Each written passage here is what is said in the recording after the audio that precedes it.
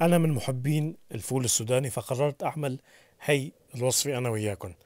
وصفة سهلة وبسيطة، ما بدها كتير شغل.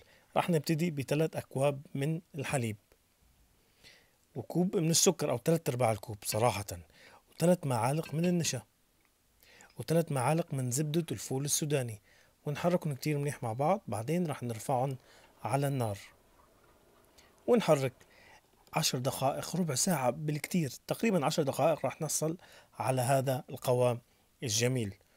راح نعبيهم بأكواب أو بزبادي أو بصحون اللي بدكن إياه.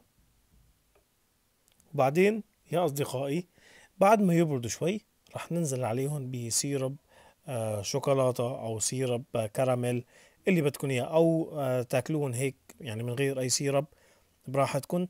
بعدين راح زينهم بشوية فول سوداني، طبعا محمص لكن غير مملح. عجبتني جدا، لطيفة وخفيفة، وتعتبر تغيير هيك بسيط. بتمنى تشوف الوصفة، ولا تنسوا تعملوا لنا فولو. صحتين وعافية.